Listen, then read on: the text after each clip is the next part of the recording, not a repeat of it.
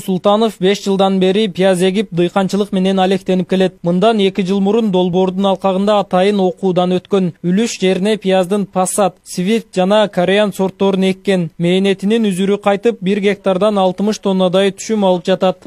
Долбоор келбестен мурда деле эгип жүргөнбүз. Ал малда техникалар жок эле. Мындай селкалар жок эле, казып бере турган. Анан Оден деп коет, опрыскиватель, дары чача турган, ошолор жок эле.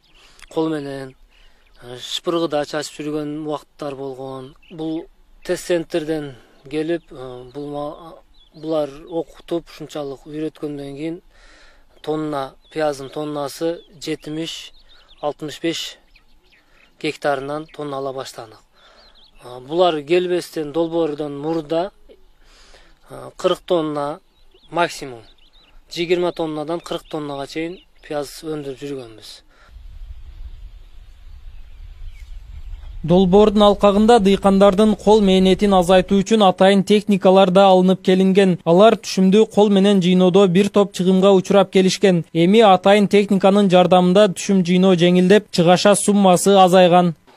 Техникаларыбыз ушул проект менен батварез, селка, капалка, опрыскиватель келген. Аларга мастап техникаларды алганбыз. Муга чейин азды деле болуп атат. Ручной колдо жыйнапчы пиязды. Колдо жыйнаганда орточо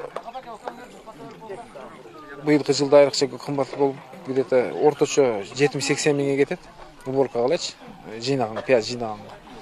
Анан бу техника менен жыйнаганыбызда ошону уборка где-то 70-80 миң эмес, где-то 30-40 миң теңгеси азайтылат да.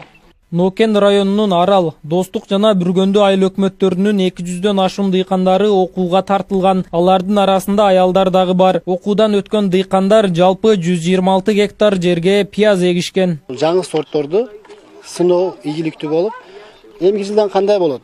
Негизги пияз өсүргөн фермерлерибиз ушул эрте пиязды өндүрүүгө аракет кылып баштайт. Себеби бул жерде көрдү, ишенди,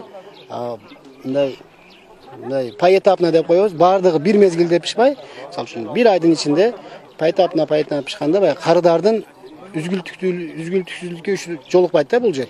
Кардар келе берет, бүгүн келди, 5 күндөн кийин келсе дагы пияз бар, бир айдан кийин келсе дагы пияз болот да. Ошон үчүн поэтапно эгилгендиктен сорттор эрте пишишине карап. Азыркы мезгилде ошол Swift деген сорт эгилип аткандыктан бул бир мезгилде пишат дагы 10-15 күн ичинде бардык пияздар сатылып, бул жерде уже пияз жок болуп калат. Дыйкандар пияз сортторун эгүүнү жакшы деңгээлде өздөштүрсө, күз мезгилинде базар баасында жогору бааланган, суроо талап күчтүү болгон пияз сортторун алып келүүнү пландап жатышат. Нургелди Каныбек уулу, Айкөл Олжобай уулу, ТМЖ жаңылыктары.